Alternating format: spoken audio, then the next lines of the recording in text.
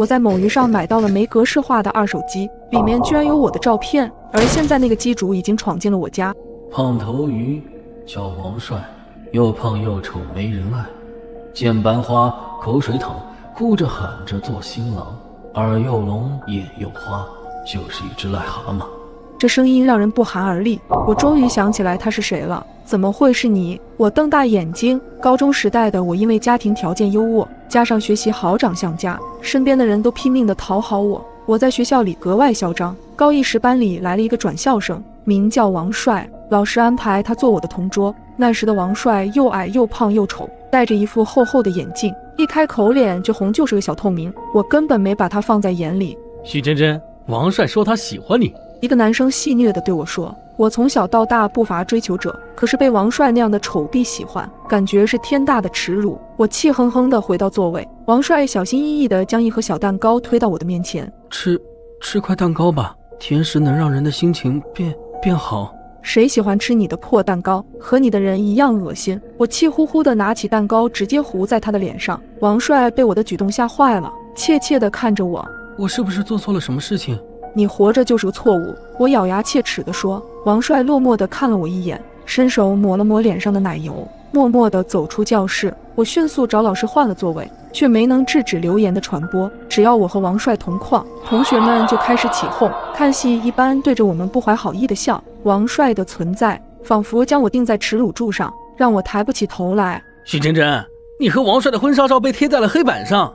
早晨，一个同学从班级里跑出来，幸灾乐祸地对我说，我和王帅的学生照并排贴在黑板上，照片的周围画着彩色的气球和鲜花，最上边写着4个大字：新婚快乐。班级的同学开始鼓掌起哄，祝我们早生贵子。我的脑子嗡的一下子炸开了，抓起板擦发疯似的在黑板上乱蹭，眼泪模糊了我的视线。男主角来喽！不知道是谁喊了一声，同学把目光投向出现在门口的王帅。黑板上的婚纱照是你布置的吧？还真是用心良苦呢。赶紧向许真真求婚，说不定她就会答应你。有同学开始起哄，不是我做的。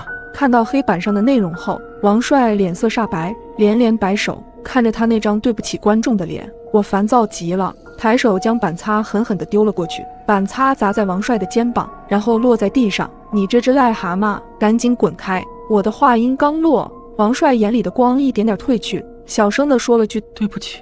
我开始带头孤立王帅，同学们看我针对他，也乐得看戏，对他非打即骂。不善言辞的他越发沉默，整张脸上写满了灰败，就像是一颗快要枯死的植株。课间，王帅再次走向我，他的靠近让我浑身不自在，胃里都在不停地翻腾。那真的不是我做的。王帅局促不安地说，滚远点儿，我不想看到你。我烦躁不安地想要尽快赶走他，害怕我们又成为焦点。不是我。王帅的眼角挂着泪珠，想让我相信你可以，你现在就死给我看，用死来证明你的清白。我轻蔑地看着王帅，嘴角衔着笑。王帅脸色苍白，愣愣地看了我几秒，然后无声地走出教室。不久，窗外传来一声巨响。许真真，你终于想起我了。王帅用手轻轻拍了拍我的脸颊，掐住我脖子，手掌微微用力。我缺氧到喘不过气，两只被绑起来的胳膊奋力又徒劳地挣扎。我没死成，你一定很失望吧？他的笑容越来越夸张，可丝毫没有温度。我看着他发疯似的大笑，直到我快翻白眼了，才大手一松，我肩膀剧烈耸动，头一次这么贪婪氧气，大口大口呼吸着，无助的泪水顺着脸颊流下来，用力地咬住嘴唇，拼命摇头。王帅，你放过我吧，我真的知道错了。其实你跳楼后，我真的很自责，每天被噩梦困扰，我还得了抑郁症。后来一个心理医生帮我封存了那段记忆。放了你，说的轻巧。你感受过被人羞辱生无可恋的味道吗？你体验过骨头4分5裂的滋味吗？许真真，在我的面前，你不配谈条件，这些都是你欠我的。王帅的双眼充血，他不停地在笑。放过我好不好？我真的知道错了。我再次低三下四的哀求。哼，如果那天我没有跳下去，你一定还会像以前那样对我，又怎么会知道你自己是错的？王帅的话让我顿时哑口无言。你现在的结局叫罪有应得。王帅说完这句话，举起刀对准我的胸膛。就在我以为自己要命丧黄泉时，警察突然破门而入，也将王帅制服。泪眼朦胧中，我看到了墙边挂着的花，它的名字叫紫色风信子，花语是救赎和忏悔。每个人都渴望忘记过去的不快，尽情地拥抱今天。可是我今天的遭遇就是昔日种下的恶因，校园暴力会对一个孩子的身心造成不可逆的伤害。雪崩到来时，没有一片雪花是无辜的。我突然失明了，为了保证我的生活正常进行，我请了一个照顾我的保姆。某天清晨，我隐约看见我家客厅躺了一具死尸，我瞬间怔愣在原地。而此时，我家保姆就站在我的身后，我听见她笑盈盈地问我：“小夏，今天早餐想吃什么？”我不敢说话，甚至连大声呼吸都不敢。陈阿姨，我一贯这么称呼她。她见我半天没出声，又问了一遍：“小夏，你今天早上又没什么胃口吗？”她一边说着，一边路过我，极其自然地路过客厅，路过那具尸体，走进厨房。唉，现在的年轻人啊，早餐不想吃，晚餐也不想吃。陈阿姨似乎很是关心我，语言中透露着慈爱。这样不爱惜自己的身体，以后老了后悔都来不及。她碎碎念了许久，可我一句话也没听进去。我脑子里现在只盘旋着2个问题：尸体是谁的？怎么离开这里？我清了清嗓子，试图稳住自己有些紧张的声音：“阿姨，我还有些困，我想回房间再睡一会儿。”陈阿姨切菜声瞬间停止，我感觉我的呼吸都要凝固。你要回房间睡觉？她像往常一般轻声问着，可在我听来，她似乎是在阻止我回到一个相对安全的空间。我揉了揉自己的后脖梗，假装自己有些不舒服。陈阿姨没有再追问，她转过头，干脆利落地继续切着什么东西。我似乎嗅到了一股血液独有的铁锈味，她该不会是在处理？阿姨，我悄悄拧紧了拳头，额头上浮出一层薄汗。没什么事，我就回房间了。还没等我移动脚步，陈阿姨立刻叫住我：“小夏，等等！”我尽量努力平复急速跳跃的心脏，正常问道：“怎么了？”吃了早餐再去睡吧。她提议着。反正你都起来了，不如简单洗漱一下，吃个早餐。我委婉说着，还是不麻烦了。早餐而已，怎么会麻烦？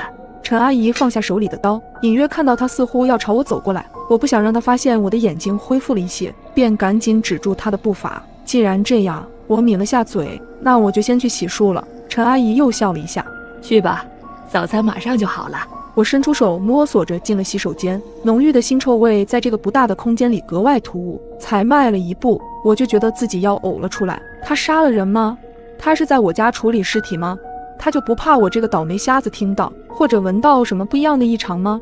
我连一点异样都不敢表现出来，强忍着胃里的翻腾，十分迅速且潦草地洗漱了一下，才转过身。我看见陈阿姨就站在我的身后，其实我能看见的距离依旧不长，而且视野模糊，但我明显感觉到她锐利的视线。身体一僵：“小夏。”陈阿姨温柔开口，眼睛却直勾勾地盯着我：“早餐已经做好了，就放在桌子上。”好，我现在就过去。我不敢在她面前展示出一丝不同寻常，便还是如往常一样，扶着墙壁，磕碰着桌子坐下。我摸到一个滚烫的碗，碗里盛着朦胧一片，看起来像是粥。我拿起碗里提前放着的勺子，在粥里搅动一下，微微舀了一小口，送到嘴边。陈阿姨提醒道：“还有点烫，你慢点吃，别着急。”我了一声，心思却完全不在这个上面，便极其敷衍地吹了2下就塞进嘴里。咀嚼间，我咬到一个软绵绵但很有韧性的肉块，下意识的，我把粥全部吐了出来，紧张间不小心打翻了粥碗，滚烫的液体喷落在桌面上，有些还落在我的大腿上。我能清楚感受到皮肤表面传来的强烈疼痛感，这突如其来的刺激不由让我叫唤出来。陈阿姨也被我吓到了，她赶忙给我递来了纸，我很想直接接过，但我不敢，只好咬紧牙，将手在空中挥舞着。陈阿姨，我需要纸巾。陈阿姨明显观察了我一下，我只能咬牙继续装成什么也看不见的瞎子。她等了一会儿，才将纸巾塞进我手里。哎呦，小夏，你怎么把粥吐出来了？有没有烫到啊？待我稍微收拾好后，硬着头皮解释道：“是我没吹凉就送到嘴里，结果烫着舌头了。”陈阿姨笑了笑，用哄小孩子的语气和我说着：“你也真是的，都让你慢点吃了，怎么还能烫到舌头呢？”她说完，还十分体贴地给我端来了水。喝点凉水缓缓吧。我点点头，凭借着杯底碰撞桌面的声音，向那个方向伸出了手。陈阿姨握上我的手背，把杯子递给我。我像触电般猝然抽离了手。陈阿姨皱着眉看向我，我的后背立刻发汗。怎么了，小夏？他凑近我，仔细打量我的面上神情。我怎么也想不到，一睁开眼睛，客厅里凭空出现一具尸体，而此刻我只能极力掩饰我的眼睛可以看见东西了。陈阿姨凑近我，仔细打量我的面上神情。你看起来……我随即站起身，打断她的话。陈阿姨，我身上黏糊糊的不舒服，我想先回房间擦一下，换件衣服。她狐疑地看着我，但没多说什么。行，那我帮你换碗粥。回到房间里，我转身锁上了门，我的汗毛根根立起，大脑转得飞快。我现在该怎么做？要报警吗？报警！我开始在房间里寻找手机。当我几乎把房间翻个底朝天时，手机不合时宜地在客厅响起。刚刚我将手机放在了桌子上，我有些崩溃。想了想，从抽屉里拿出了防狼喷雾，这还是之前我想预防色狼的时候买的，没想到却在今天用上了。我苦笑一声，小夏，你的电话响了。陈阿姨在门外好心的提醒我，警觉地将目光挪到紧闭的房门上，咽了咽口水。要出去拿手机吗？出去意味着要见到陈阿姨，不出去意味着我拿不到手机。还在纠结着，敲门声再度响起。小夏，你开个门，你手机响了。箭在弦上，不得不发。我缓了缓心神，应道：马上来。小心拧开锁，我将门打开一些。陈阿姨拿着我的手机，就在我的身前。她没有第一时间将手机递给我，而是低头看了一眼我的裙子，而后问道：你不是说换衣服吗？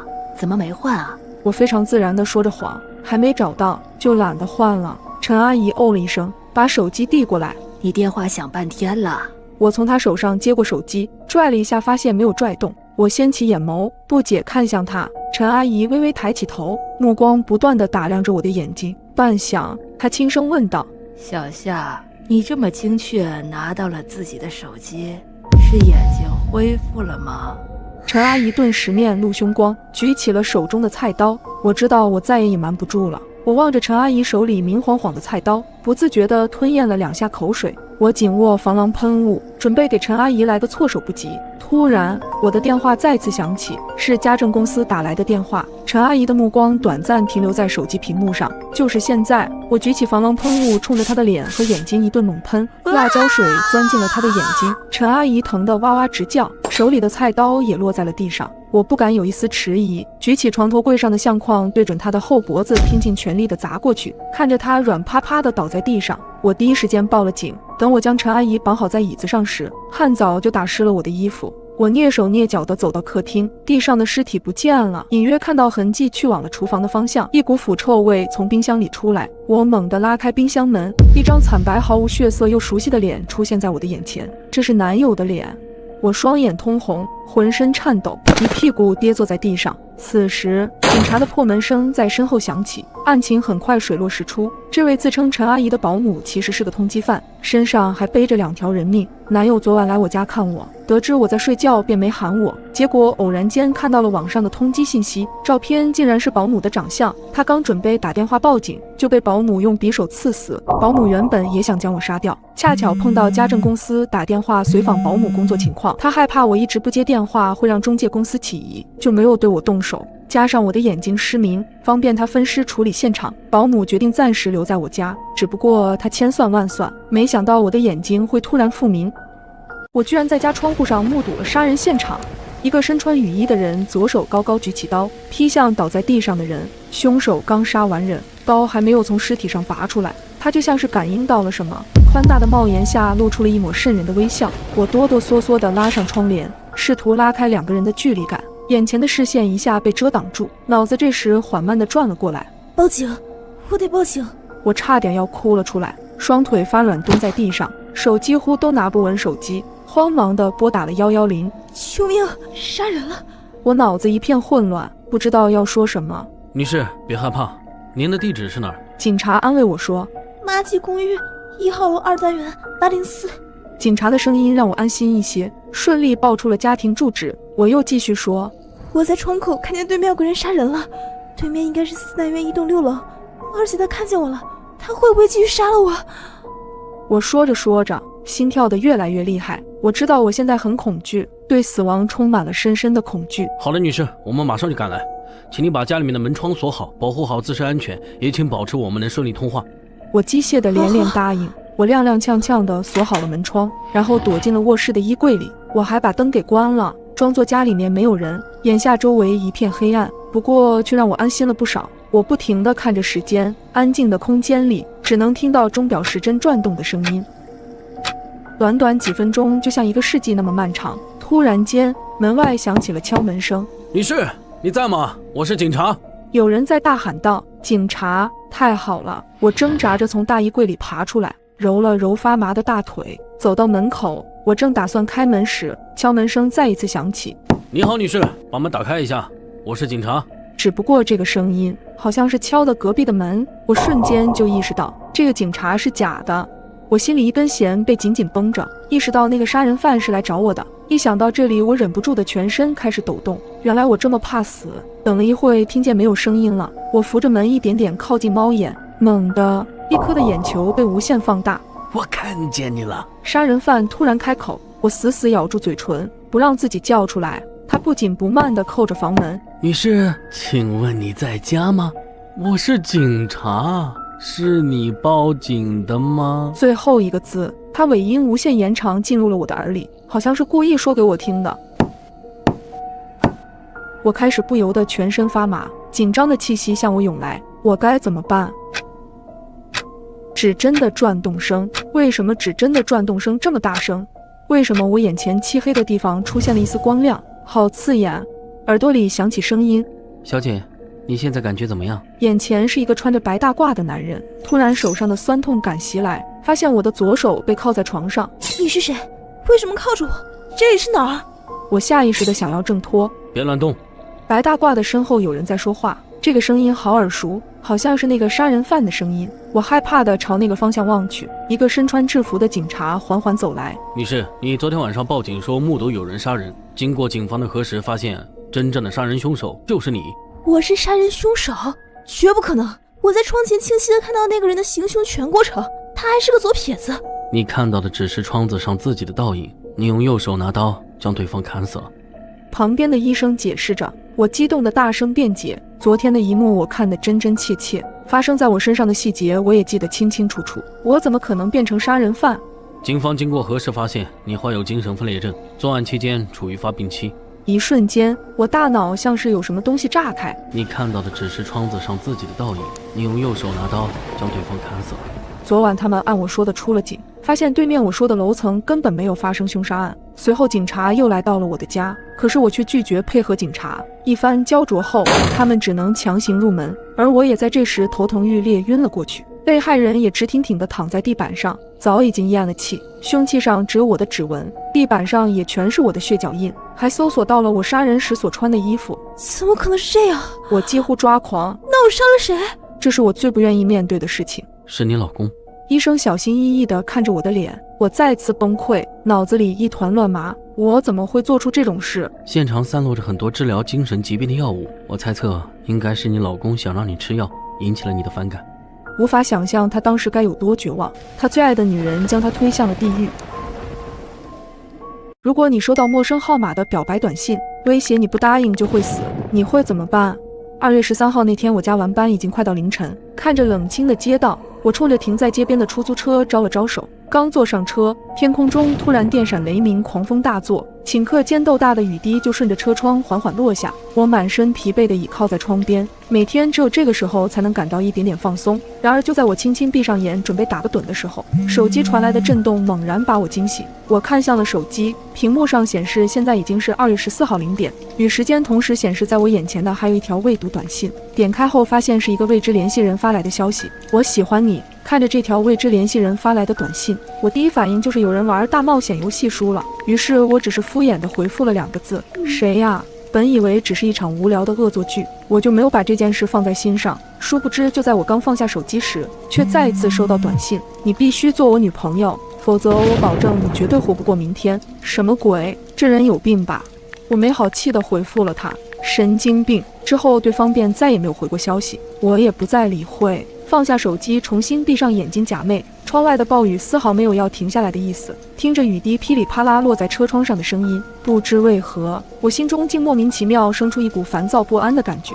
就在此时，我的电话又响了，幸好这次不是短信，而是语音电话。看着屏幕上2个醒目的大字，我不敢耽搁，赶紧按下接听键。小欧吗？今晚就辛苦一下把方案做出来发到我邮箱。老板冰冷且不容拒绝的声音，瞬间让我觉得生活无望。可即便如此，我还是只能假笑着说一些违心的话。接着我拿过随身携带的背包，殊不知人一旦倒霉起来，就连喝水都会塞牙缝。平时从来电脑不离身的我，今天偏偏把笔记本电脑忘在了办公桌上。想起同事小张还在公司加班，我赶紧拨打了他的手机。下一秒看着出租车转进了那条熟悉的巷子，我的家就在这条巷子尽头。不知是否是因为下雨的缘故，今夜我总感觉分外孤独。打开朋友圈，除了有个别微商的广告以外，几乎被各种秀恩爱撒狗粮的情侣刷屏了。此刻再想到自己只收获了一个陌生人的恶作剧，更是喜提一次熬夜改方案的机会，是真够悲催的。没过一会儿我就到了家楼下，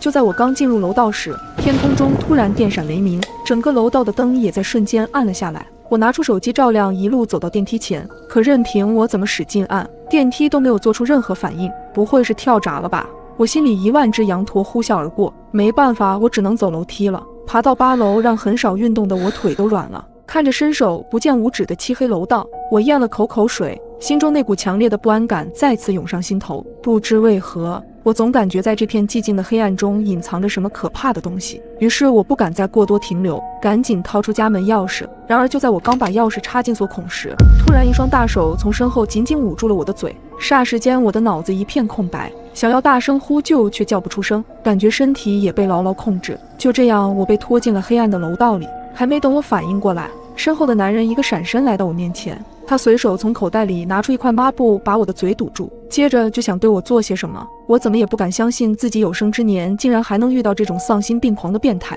我用尽全力挣扎，妄想能摆脱魔爪，殊不知就在我死命挣扎时，脚下一个踉跄没站稳，于是我就这样重重地从楼梯上摔下，撞到了后脑勺。在失去最后一丝意识前，我看向了那个侵犯我的人，奈何漆黑的环境下，我只看到一个高大的身影。或许我的命运就是注定只能走到今天，心里涌过万般无奈与不甘，但也只能与这个美丽的世界说声再见。2月14号0点，我惊吓着醒来，手机收到一条陌生短信：我喜欢你，似曾相识的情景。我按着太阳穴，头有点痛。这个噩梦让我冷汗直冒。天果然在下暴雨，随后又是老板的电话，我让同事顺路给我带笔记本，跟梦里的一模一样，只是我没有回复那条短信。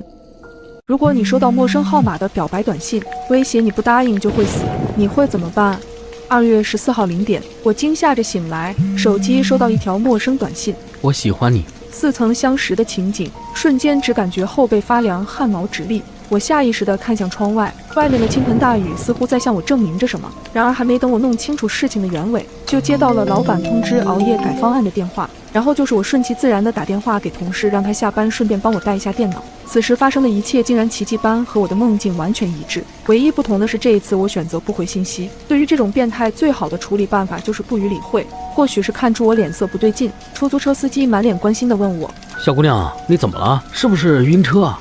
司机师傅的一句话瞬间把我四处飘扬的思绪拉回了现实。我看向他，只不过一眼差点把我魂都吓没了。虽然我只能看到司机的背影，但总感觉这个身影竟然有几分熟悉的错觉。想到这里，我不禁倒吸一口凉气。好在没过多久，车就停在了我所居住的单元楼下。直到看着出租车彻底消失小区里，我才稍微放下心来。与此同时，和梦境里一样，天空中突然一阵电闪雷鸣，接着楼道瞬间陷入了一片漆黑，电梯也在同一时间断电。有了上一次的经历，我很清楚自己马上就要遇到那个变态，于是我一刻也不敢耽误，直接一口气爬到了8楼。即使此刻我只感觉到腰酸腿疼，两眼直冒金星，但值得庆幸的是，我终于赶在变态对我下手前打开了家门。房门被打开的刹那，手机再次响起，原本以为是给我送电脑的同事到了，结果看到消息，我整个人瞬间如坠冰窖。你不回信息就代表你不答应，如果你不答应的话，我会杀了你哦。是那个变态。我下意识地进屋关门，可惜为时已晚，一只手死死抵住了门。那个男人就这样从门缝中挤了进来，一把捂住我的嘴，然后狠狠将我按在地板上。我用力咬住了他的手，唇齿之间开始泛出浓烈的血腥味。我能察觉到男人隐忍着痛苦，微微颤抖着。然而下一秒，他竟然把另一只手探进了我的裙底。内心的羞耻感让我用尽全身力气发起最后的反击。他似乎彻底失去了耐心，下一秒他停下了到处乱摸的手，掐住了我的脖子。我的呼吸越来越困难，意识开始变得模糊。在心跳停止的前一秒，我终于想明白了一个事，原来之前发生的那些事根本不是梦，都是真的。果然，当我再次睁开双眼环顾四周，我非常确定自己此时正在一辆出租车上，车窗外的倾盆大雨，手机上那条熟悉的短信，一切都透露着我陷入了一场可怕的死亡循环。然而最令人绝望的是，我根本不知道要怎么样才能走出这场循环。看着单元楼内准时断电的楼道灯和电梯，我彻底不敢自己回家了。我看向了司机师傅，张了张嘴，从嘴里挤出一句话：师傅，您能送我上楼吗？我可以给您加钱。听闻此言，我看到出租车司机沉默了好一会儿，他的犹豫让我直接将他排除了嫌疑人名单。我有幽闭恐惧症，我再次诚恳地向司机师傅开口。这一次，他终于下车，跟着我走进了漆黑的楼道。在得知电梯无法正常运行后，师傅耐心地陪着我步行上了8楼。这次，我很安全地回到了家里，家里也断电了。我锁好门窗，拉上窗帘，坐在椅子上大口大口地喘着气，在家里顿时让我安心了许多。突然的敲门声吓得我一激灵，谁？我颤抖着问。如果你收到陌生号码的表白短信，威胁你不答应就会死，你会怎么办？突如其来的敲门声让我稍微放松的心情又紧张起来。谁？我颤抖着声音问。是我，赵宇，电脑给你送过来了。听到同事的声音，我缓缓放下戒备，打开了房门。透过门缝，我看清了赵宇的脸。怎么不开灯啊？家里断电了，我无奈地说。我去看看。我听着楼道的脚步声走远，不久家里的灯亮了，我的心也回暖了许多。他递给我笔记本后便打算离开，我想着一个人害怕，便挽留他留下喝口水。你脸色不太好，是不是身体不舒服？赵宇问。我还来不及开口，手机震动了起来。这个男的是谁？你是真的不想活了吗？我瞬间崩溃，泪水控制不住。赵宇关心地询问我怎么了。有个男的想杀我。我举起手机给赵宇看，看了短信内容。赵宇安抚我。你打过这个电话吗？我摇了摇头。他拿过我的手机拨了过去，片刻后皱眉。打不通。我要不要报警啊？赵宇帮我分析。你现在没出事儿，没有证据，估计没法立案。他在房间里帮我检查了一下，没发现隐藏的摄像头。短信又亮了。你要留这个男的过夜吗？外面轰隆一声，灯再次灭了，房间再次陷入一片黑暗。赵宇打开了电筒。是不是又跳闸了？我出去看看。我立刻拉住他，让他不要出去。不要紧的，我去看一眼就回来。说完，他打着电筒，轻轻地推开了门，随后把门合上。我贴着门，听着他检查电闸的动静。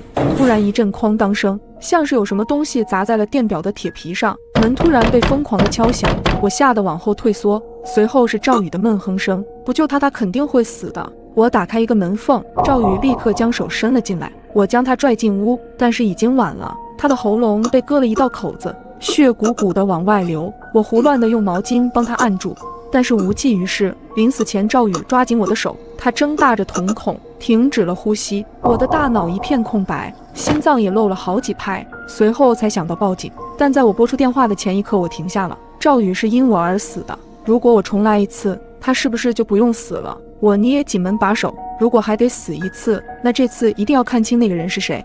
我颤抖着手，义无反顾地打开房门，高举起手电筒对准他的脸。他显然没想到我会自投罗网，愣怔在原地，看着他的颓废的五官，脑子里突然轰了一声：是你！我的心突然好痛。再次醒来后，看着窗外的雨，我泪流满面，心却无比平静。这个想要置我于死地的男人是我的前夫宋文杰。我们结婚后，我才知道这个男人神经敏感，还不求上进。当年为了维持家里开销，我在外拼命的工作，但每次加班回家后，他都会怀疑我跟那男人厮混，吵了很多次架，甚至我的穿着也必须按他的要求，否则他就会发飙。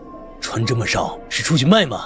宋文杰为了监视我，还监听了我的手机。有一次我去谈业务，他在手机上听到有异性在场，竟然跑到现场众目睽睽下骂我不要脸。回家后更是对我拳打脚踢，事后他还会一直对我说：我是因为太爱你了，才不小心这么做的，你不要离开我。那段日子让我心灰意冷，为了摆脱宋文杰的控制，我不顾一切地离了婚，离开了这座城市，还因为严重焦虑症做了很久的心理治疗。但我做梦也想不到，他还是找来了。这次我果断给那个陌生号码回了信息：宋文杰，我在家里等你。捏紧了手机，我决定赌一把。为了不让无辜的人被牵连，这次我没有让司机送我上楼，也没有让赵宇过来，在楼下的时候，我发出了一条短信，随后回家，开着房门等着宋文杰的出现。没过多久，那个身影就出现在了我的面前。我咬了咬唇，尽量平静地说道：“宋文杰，我们已经离婚了，我们放过彼此不好吗？”不可能，我们生生世世都要纠缠在一起，你逃不掉的。一副完全不听我讲的样子。宋文杰，我已经不爱你了。话还没说完，他便暴怒地捏住我的脖子。你怎么能不爱我？你必须爱我，你只属于我。他发疯般的喃喃自语，我被他掐得快喘不过来气。我瞄了眼时间，差不多了。我抓起事先准备好的烟灰缸砸了下去，一声闷响后，他并没有倒下，晃晃悠悠地拿出刀刺向了我，嘴里还不停地碎碎念：哪怕是死，我们也要在一起。我没有躲，但微微偏过了身子。恍惚间，我听到有人的叫喊声：不许动，举起手来。等我再醒来时，人已经躺在病房里，而不是那辆出租车上了。我知道自己赌对了，妈妈就坐在我的旁边，看到我醒了，红了眼眶。丫头，你终于醒了，你知不知道你差点没命了？得亏没有刺中要害。她摸了摸我的头，宋文杰已经被抓了，你别害怕，他再也不会伤害到你了。看着妈妈苍老了许多的面容，我拉着她的手哭了起来。我在浴室里发现了一团不属于我的长发，开始我认为只是上一任租客留下的，随手清理后便没放在心上。然而今天新的头发又出现了，不安的情绪瞬间涌上心头。我没有室友，房间的门卡也只有我一人持有，难道有人在我不知情下进了我的房间？因为是公寓出租的旺季，公寓管理员李姐带我来看房子的时候，只剩下这间404房间，屋内的布局和宣传单上介绍的几乎没差，当即我就决定入住了下来。可没想到，我已经连续2天发现这个不属于我的头发了。我率先检查了门窗，并没有被破坏的痕迹，可是头发肯定不会凭空出现，这一切真的太诡异了。我去找了公寓前台小美，她总是笑容满面，又和我年龄相仿，我们一直聊得很投机。但今天在她的话语中，我得到了一个重要的信息：公寓的管理员李姐有一张万能房卡，也就是说，除了我，她也可以打开我的房门。难道真的是李姐吗？正在我思索的时候，刚好碰到李姐神情慌张地从隔壁的房间走了出来，她尴尬地冲我点了点头。就在经过我的时候，她头发的香味瞬间引起了我的警觉，和我浴室里的那团头发味道惊人的相似，这让我更加对她产生了怀疑。但她为什么要这么做呢？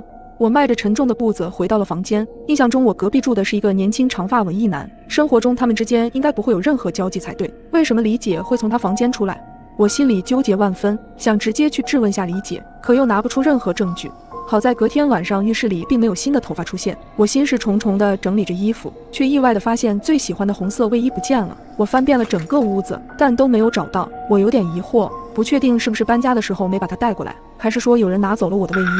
想到这里，我的头皮一阵阵发麻，但又觉得是因为头发的事情害得我想多了。我觉得有些压抑，想着出去透透气，顺便将垃圾扔掉。然而就在我刚靠近垃圾桶时，我听到一阵窸窸窣窣的声音。我定睛一看，竟然是住在我隔壁的文艺男。更诡异的是，他身上穿着的竟然是我丢失的那件红色卫衣。我震惊地捂住了嘴巴，难道是他进了我的房间？但我又想到昨晚李姐神色慌张地从他房间跑出来，还是说是他和李姐之间有什么秘密？我蹑手蹑脚地往后退去，生怕惊动了他会惹来更大的祸端。路过前台时，小美看出我神情恍惚，关切地问我发生了什么事。我忍不住把心中的疑虑说了出来。小美表示之前从没听过公寓里丢失过任何东西，但又出于担心，便表示晚上可以过来陪我。当晚我格外好眠，而我的房间内也没有再多出头发或者出现什么异常。直到第二天下班后，我忘记带房卡，突然想到小美之前跟我提过李姐那边有万能房卡，想了想，我便给李姐打去了电话。电话很快接通，李姐表示她现在不在，让我去找小美，她知道万能房卡在哪里。我瞬间愣怔在了原地，那为什么小美会说只有李姐有房卡？当晚我做了个噩梦，梦里我回到了小时候，有个女孩一直在喊我的名字。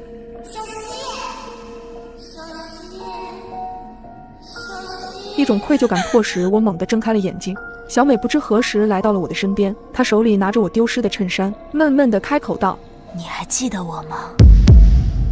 我是公寓管理员李姐，万能房卡一直都放在固定的位置，我和小美都可以用它帮忘记带房卡的租客开门。403的阿龙一直在疯狂追求我，可我已经有了家庭。那天去找阿龙也是想跟他摊牌，没想到在门口碰到了小西，希望他什么都没有听到吧。我是阿龙，最喜欢的颜色是红色，我很喜欢李姐这样有魅力的女人。那天去翻垃圾桶，是因为我的相机的储存卡不见了，我找遍了所有的角落都没找到。我穿的衣服确实是我自己的，其他我什么都不清楚。我是小美，曾经我有个好朋友，当所有人都孤立我的时候，他也选择远离了我。当他再次出现在我眼前时，我发现他竟然完全不记得我了。下水道口的头发其实是理解的，不过是我故意放的。小溪丢的那件衣服也是我拿走的，就是要让他自投罗网，100%相信我，然后我再将他推向深渊。可没想到他最后还是发现了。深夜，我被一阵细碎的脚步声惊醒，我恐惧地畏缩在床上，一颗心提到了嗓子眼。我清楚地记得睡前已经将店里门窗锁好了，那屋外的到底是谁？我下意识地想要开灯，可当我的手触碰到开关时，突然反应过来，如果外面的人知道我住在店里，会不会闯进屋子里对我下手？与此同时，一束光从窗外映了进来，我瞬间屏住呼吸，死死捂住嘴巴，整个人不停地瑟瑟发抖。好在没过一会儿，那束光就消失了。我小心翼翼地翻找着手机准备报警，却发现手机已经黑屏，这才想到昨晚回来的太晚，忘记给手机充电了。悲催的是，充电器放在了外面的收银台上，我急得眼泪都要流了出来，该怎么办才好？大厅里的脚步声越来越清晰，还伴随着细细碎碎翻东西的声音，声音一点一点地敲打在我的心上。我鼓起勇气，蹑手蹑脚地下了床，因为害怕外面的人听到动静，连拖鞋也没敢穿，小心翼翼地掀开玻璃窗的帘子，观察着外面的情况。漆黑的大厅，一个身影正站在收银台前翻找着，嘴里一直在嘟嘟囔囔，可能是收银台里的零钱比较少。他愤怒地用力关上抽屉，吓得我一个哆嗦。猛然间，我突然想起卧室的房门没有反锁，我咬紧嘴唇，悄悄地走到了门口，小心翼翼地扭动着门锁，没想到还是发出一声清脆的响动。糟了！下一秒，哒哒的脚步声再次响起，而且越来越近，他朝卧室走来了。我的心跳再次加快，恐惧和紧张的感觉让我几乎窒息。突然，门把手被他来回拧了2下，多亏我反锁了门，他并没有拧开。嘎吱嘎吱的声音仿佛砸在我的心上，我用力捂住胸口，眼泪不停地往下掉。接连不断的撞击声响起，我的魂都差点吓没了。巨大的响动让我毛骨悚然，我甚至能感觉到门板的碎屑落在脸上。在我以为他下一秒就会破开门的时候，声音却戛然而止。短暂的手机震动声响起，似乎是他身上的。他好像迟疑了几秒，才响起了渐行渐远的脚步声。就在我准备松一口气时，脚步声竟然又返回了。只是这一次，他并没有再靠近卧室。门外响起了一阵打砸声，没几分钟便没了声响。一阵漫长的等待，我悄悄掀开了帘子往外望去，在确认他确实离开之后，我才彻底松了口气。警察赶到时，我依旧没有从恐惧中走出来，说话依旧哆哆嗦嗦。看到店里被砸了一团乱，我泪流满面。警察同志，会不会弄错了？我平时对他很好的，他怎么可能做出这种事情呢？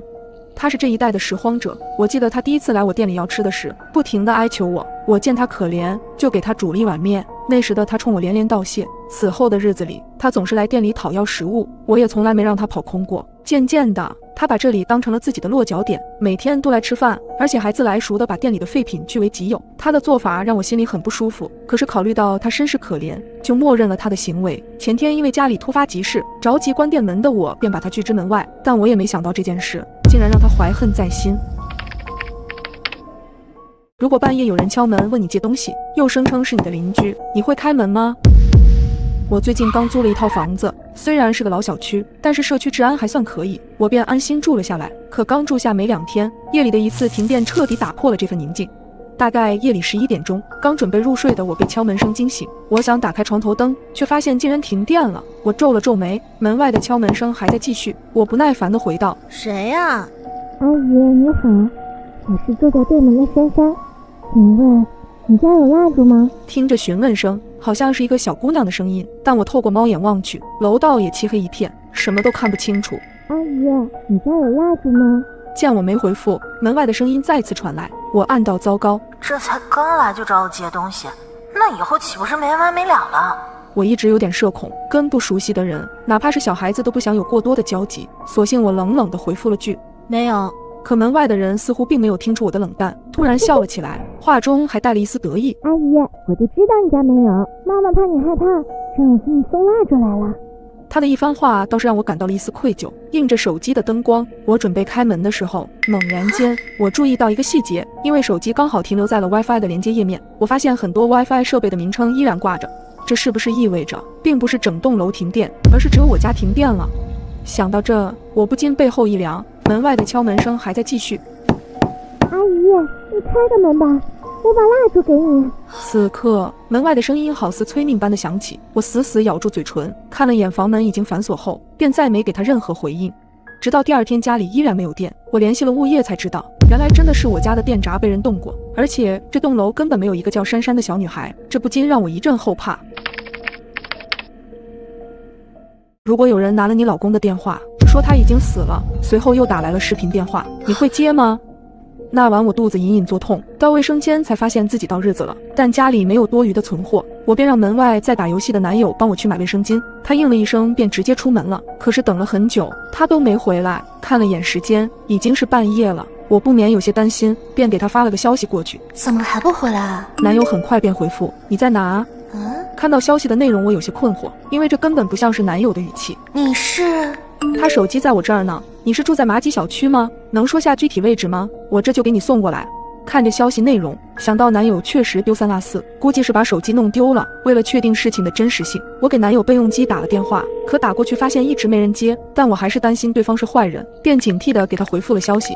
他现在我联系不上，稍微晚点我再与您联系。不用了。面对这3个字，我有些疑惑，难道对方生气了吗？他再也用不上手机了？什么鬼？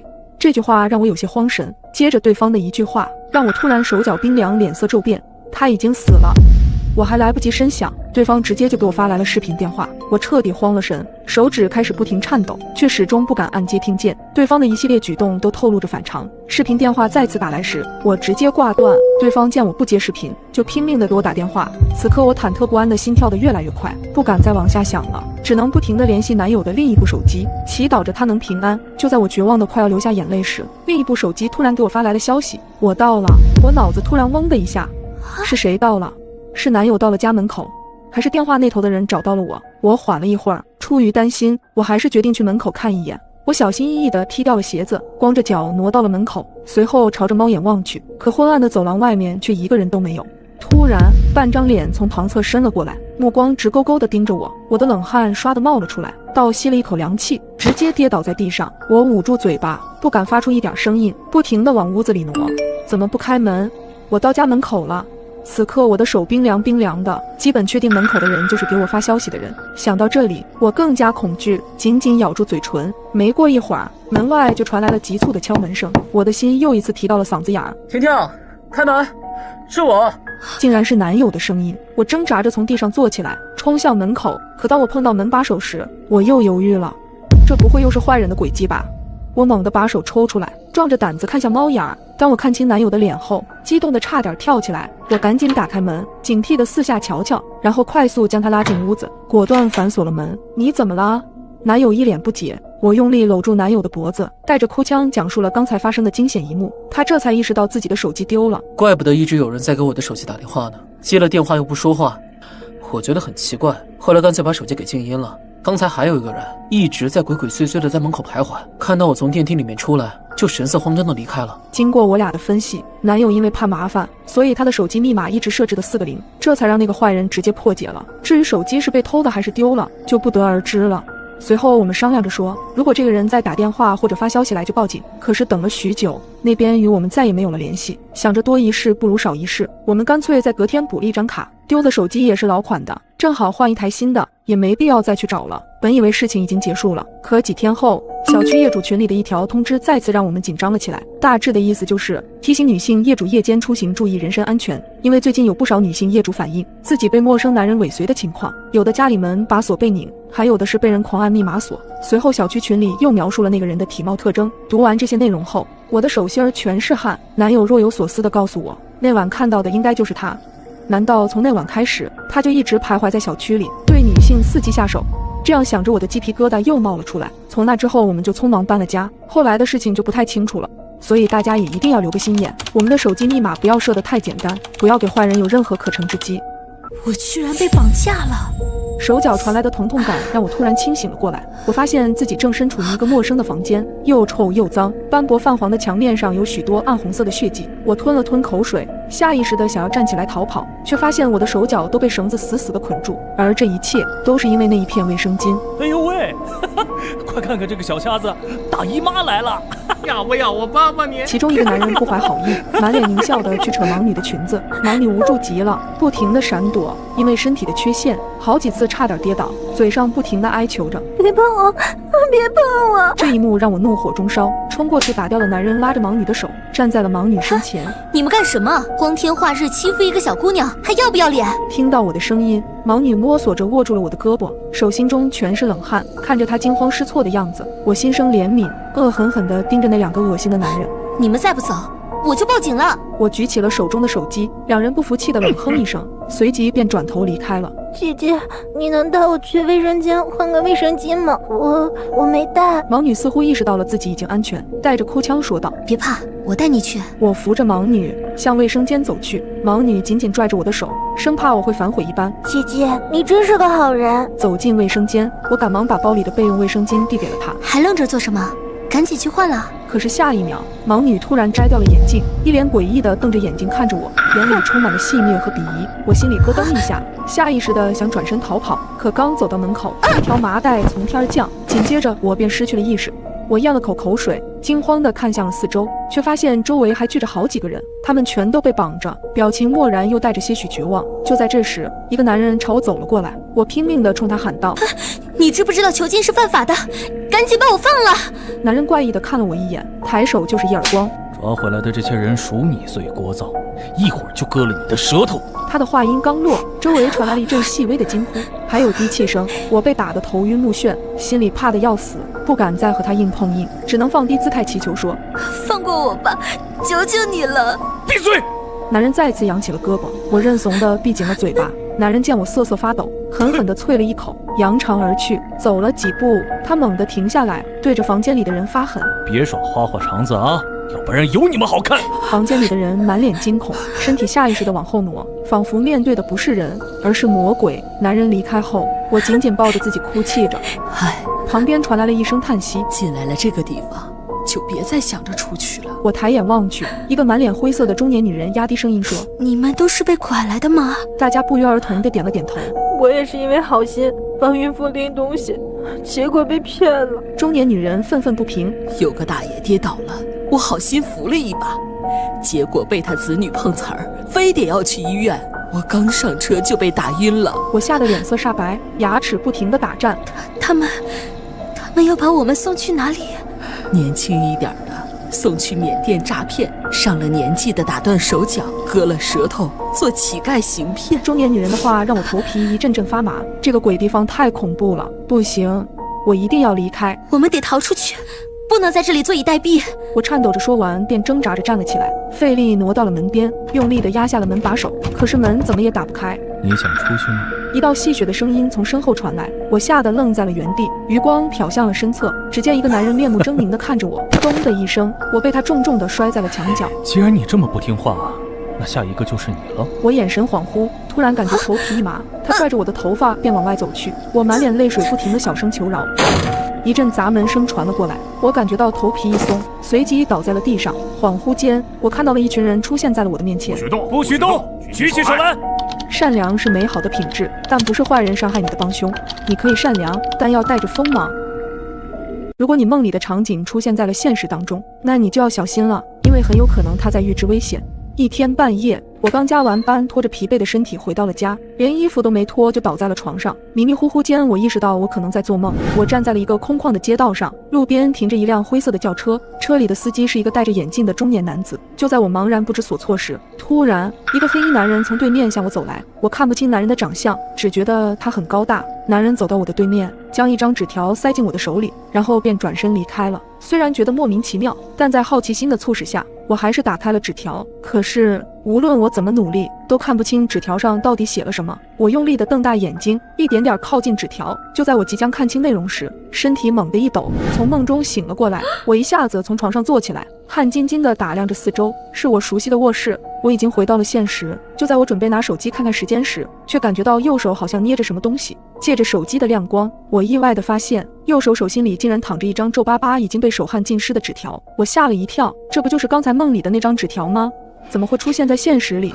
我赶紧打开这纸条，看到上面写了几个数字。 W06，前面的是什么？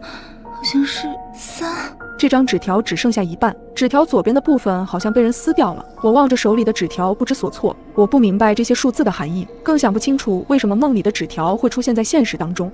我不停端详着手里的纸条，终于发现了异常。我赶紧下床，从抽屉里拿了几本笔记本，很快就在其中一本中发现了一页残角。把纸条放上去一看，居然大致可以对上，但是还有一个小的空缺，而这个空缺就是被撕掉的那一部分。我又翻了翻这个笔记本，并没有其他发现。可让我奇怪的是，这纸条上面的字迹很明显不是我的。想到这儿，我突然不寒而栗，难道这屋子里面还有其他人？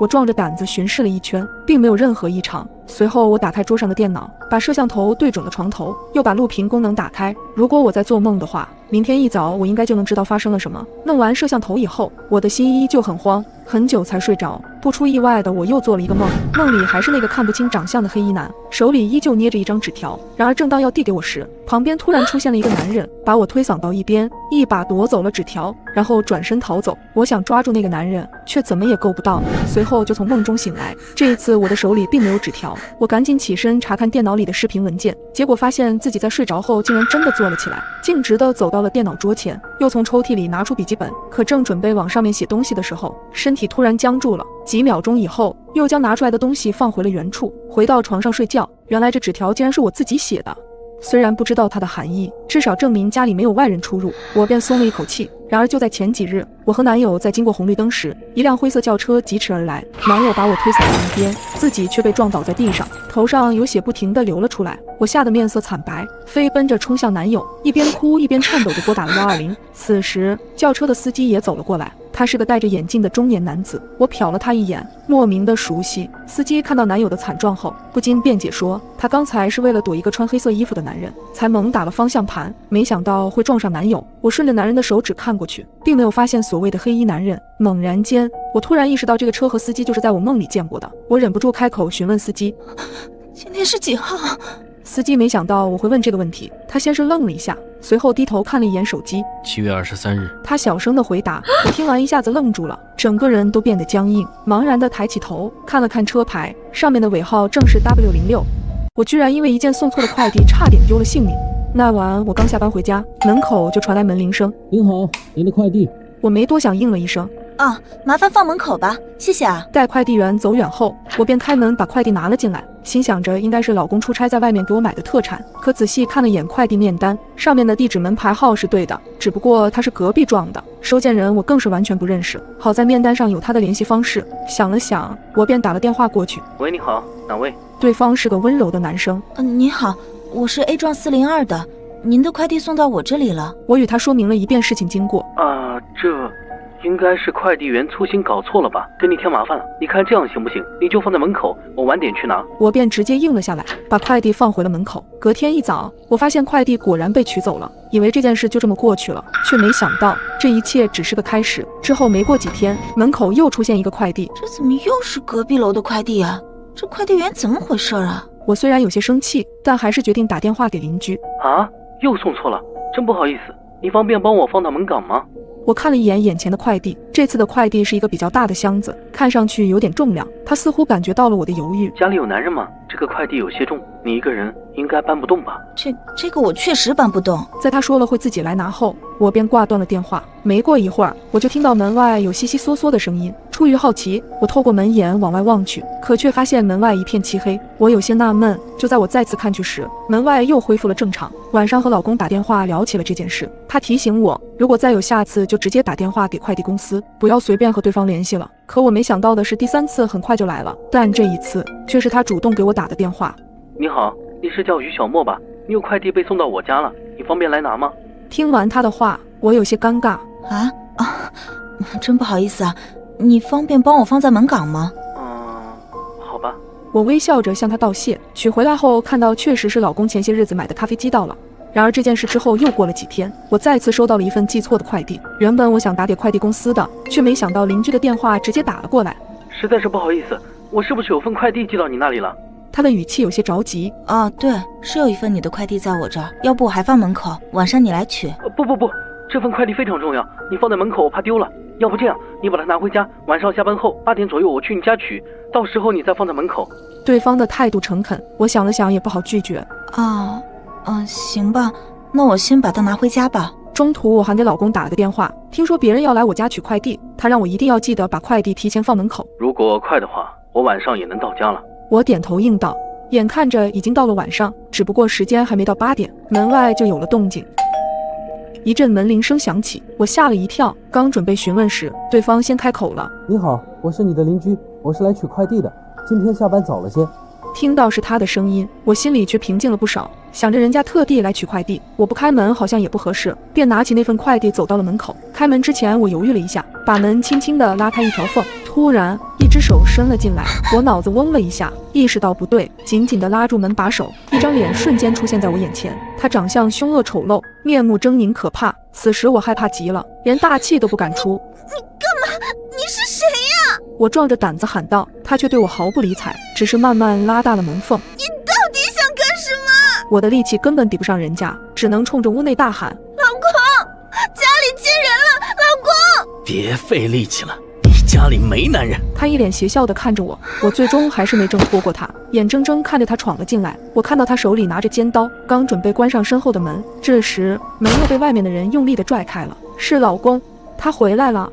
他突然的出现让眼前的男人吓了一跳，并趁他不备夺下了他手中的刀，直接吓跑了他。我也终于安全了，我们赶忙报了警。待警方来了之后，赶去了 B 幢402，才发现这个屋子压根就没有人住。后来通过监控才发现，原来送错的快递从一开始就是个骗局。这个人的快递是他自己放过来的，而我的快递也正是他取走的，根本不是快递公司送错了。还好老公及时赶回来，不然后果真的难以想象。你在医院经历过最恐怖的事情是什么？1年前妈妈因病住院，我作为陪护也守在医院里。入夜，我想着帮妈妈打完水就准备回家，便提着热水壶走出了病房。走廊里格外安静，只有我一个人。一股阴风刮了进来，让我不禁打了一个寒战。我紧张的喉咙发紧，不自觉地加快了脚步。水房里只有一个人在打水，哗哗的水流声在这寂静的夜里显得有些突兀。我站在他的旁边，刚想拧开了水龙头，不经意的斜眼时，却发现那人的水壶已经满了，水溢了出来，躺在他的手背上，手背一片红肿。这可是开水，他难道不疼吗？水满了。我提醒了一句，赶紧帮他关好水龙头。哗哗的流水声戛然而止，女人猛地抬起头看着我，她的眼睛很瘆人，眼仁很小，几乎都是眼白。我害怕的咽了咽口水，小声的解释：你的水壶满了，水把你的手烫红了。女人机械地将手举起来，放在眼前瞧了瞧，然后又放下，接着提起水壶缓缓离开。自始至终她没有发出一丝声音，更没向我道谢。还真是个怪人。我打好水走出水房时，才发现走廊的灯突然莫名的闪着，甚至还有滋滋的火花声。一个行动病床迎面推了过来，床上盖着一块白布，下面躺着一个人。行走带来的风将白布翘起了一个边，我看到了床上那人黝黑的头发，真的是世事无常。我不禁叹了一口气，出于对死者的尊重，我赶紧避让。突然有人从身后猛地推了我一下，整个人不受控制地扑向了床上。好在我用力扶住了床沿，这才避免了尴尬。对不起，真的很抱歉，我真的不是故意的，刚才有人推了我一下。我不停地和对方道歉，推床的2个人并没有吭声，只是面无表情地看着我，他们的眼神透着古怪，我心里有些恼火，但又有些害怕。于是我直接转过头去找推我的人，可是身后空无一人，静，死一般的静。我不禁四下张望，诡异的是走廊2侧病房都房门紧闭，乌漆麻黑，一种深深的恐惧感袭上心头，身体止不住的颤抖。对不起，我真的不是有意冒犯，请您原谅。我转过身，低着头不停地道歉。然而许久没人回答，我悄悄地抬起头，瞬间吓得脸色惨白，拔腿就跑。因为移动病床和那2个不3个人不知何时消失在我的视线里，全程没有一丝声音，头上的灯依旧忽明忽暗地闪烁着，发出滋滋声。我一路狂奔到满头大汗，依旧没能跑到妈妈的病房门口。妈妈的病房离水房并不远，但我怎么走这么久还没有到？我害怕的赶紧拿出手机，颤抖着拨打了妈妈的号码，可电话那头迟迟没有接听。我捂住了胸口，眼泪不停地在眼眶打转，再次环顾四周，这里是9楼没错，也是我熟悉的病房号。我愣愣地站在了走廊，仿佛整个楼层只有我一个人，强迫着自己冷静下来。一切的不对劲都从我碰上那个女人开始的。既然前进没办法找到出口，那我就退回水房，看看那里是否能找到原因。于是我转身往水房的方向走去，结果我发现我连水房都找不到了。正在我手足无措的时候，我惊喜地发现前方有一个病房的灯竟然是亮着的，而这个病房的门也开了一条缝。一阵冷风吹了过来，夹杂着一丝呜咽的声音。我的身体反应比脑子更快，直接开门就走了进去。进去后我才发现病房内只有1张病床，上面躺着一个人。不好意思，无意打扰，我找不到病房了。我冲着床上的人解释，然而门却吱呀一声关上了。我吓得险些叫出声，转过身用力去推房门，却怎么也打不开。今晚也太邪门了，我不会死在这里吧？就在我恍惚间，突然有人拍了拍我的肩膀，我僵硬地朝身后看去，身后站着的竟然是水房里的那个女人，她依旧面无表情地看着我。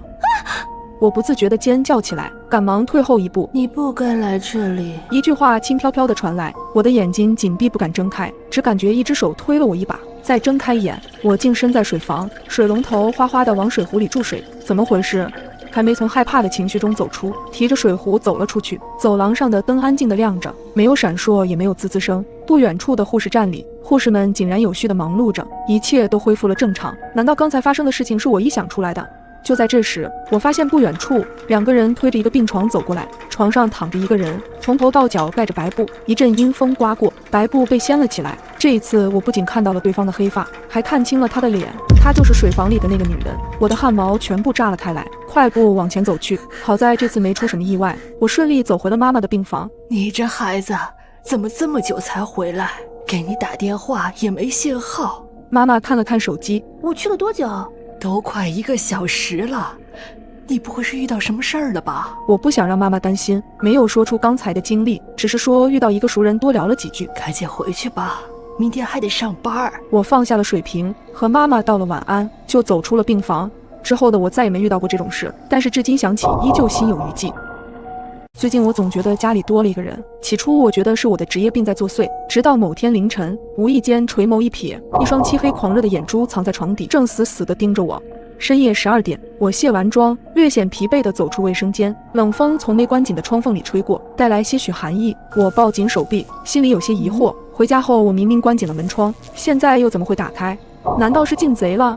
这个念头浮现的瞬间，忽然外头客厅传来轻微的摩擦声，我浑身一抖，冷汗瞬间冒出，脸庞也变得毫无血色。这些诡异的动静又开始了。半个月前，我搬进了这座单身公寓，原以为能过上梦想的生活，谁成想我的周围怪事不断，莫名其妙坏掉的吊灯，凌晨睡梦中听见的轻微脚步声，落在身上冰冷又黏腻的隐约视线。我怀疑家里多了一个人，这惊悚的念头让我的神经绷得很紧，导致工作时的状态也特别差。此刻头顶灯光闪烁，在昏暗幽静的公寓内，这道忽明忽暗的光线显得十分诡异。因为拍摄录制实在忙碌，我一直没有空叫人来修吊灯，如今后悔也来不及了。心中的不安感越发严重，我匆忙扭过头，不敢再看身后景象，一路慌张地逃进了卧室。卧室门被用力关上，我捂住胸口，灯都没来得及开，大口大口地喘着粗气，努力平复狂跳的心脏。床头柜上正在充电的手机亮着令我心安的屏幕光，我忍住恐惧，竖起耳朵听外面的动静，心惊胆战了好一会儿，门外的摩擦声好像忽然消失了。我坐在地上，终于缓缓吐出一口气，幸好我没有按照以往的习惯将手机放在客厅充电。这个念头闪电般将庆幸的我劈将在原地。充电时，我的手机明明是关机锁屏状态，可此刻手机屏幕却一直亮着微弱的光芒，它分明已经被人解了锁。我腾的一下从地上站起，谁解锁了我的手机？这一刻，家里肯定进人了，这种恐惧感疯狂席卷了我。我哆哆嗦嗦拿起手机给经纪人老韩发了信息。就在此时，寂静的空气中忽然传来一道微弱的喘息，是属于男人的喘息声。我的动作猛地滞在原地，黑暗中我对上了两只漆黑阴沉的眼珠，那双眼睛布满血丝，此刻正瞪成一个夸张的弧度，死死地盯着我。他竟然就藏在我的床底下。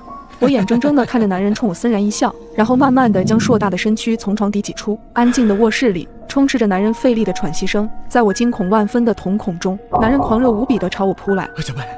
小北，我爱你，小北，和我在一起吧！我惊恐的尖叫，用力攥住了门旁边的衣架，用尽全力砸向男人的额头。他瞬间跪倒在地，发出一声杀猪般的痛喊。男人朝我怒吼：陆小北，你这个贱人！我的眼泪不知何时已布满脸庞，疯了般打开卧室门，拼命往外逃。之前我就听过私生饭的传闻，没想到这么疯狂恐怖。幽暗狭窄的走廊此刻格外的长，头顶的吊灯不断忽闪。寂静的公寓里，只有我急促的呼吸和男人气急败坏的叫骂。这座公寓地处偏僻城郊，平时鲜少有人来，求救根本没有用。不要脸的贱人，你给我站住！给我站住！身后男人激动扭曲的声音越来越近，我咬紧牙关，死死盯着近在咫尺的大门，屏住呼吸，奋力向前一跃，企图握住公寓门把手。我握住了，眼里猛然绽放出巨大惊喜，只是还没来得及将大门彻底拉开，下一秒我的头皮一阵剧痛，男人毫不留情地抓住了我的头发。我忍不住惨叫一声，身体被强制拖回公寓，眼睁睁地看着打开一丝缝隙的大门离我越来越远。救命！救救我！我泪流满面，不肯放弃的大声呼救。男人格外恼怒，一脸狰狞恐怖。贱人，还敢叫！他喘着粗气，扬手就是响亮的一巴掌，火辣辣的触感从脸上蔓延开，剧烈的痛苦让我瞬间失声。这就对了。男人咧开嘴笑了起来，小贝真乖呀！我剧烈颤抖着，男人神经质地抚摸着我的脸颊。和我在一起吧，小贝。他声音阴冷而黏腻。你放心，谁也没办法拆散我们。男人冰冷的左手落在我的睡衣领口，我惊恐万分地瞪大泪眼。随着衣物裂开的声响，男人的脸剧烈耸动，目光兴奋且痴迷，下一秒就要把头凑过来。这一刻，我终于崩溃的痛哭出声：“谁来救救我！”忽然，猛地传来一声巨响，大门被打开了，肥硕的男人被人强行从我身上拉开，随后被来人一脚踹在肚子上，哼唧了2声，没了下文。我蹲在墙边，止不住的哭泣。一件西装搭在我的身上，是我的经纪人老韩。他不停地安慰我说一切都过去了。后经调查得知，这个男人一直是我的私生饭，阴差阳错的被他找到了我现在的住址，于是就有了这次事情的发生。这件事给我的影响很大，我一直沉浸在极度的恐惧中，迟迟无法走出来。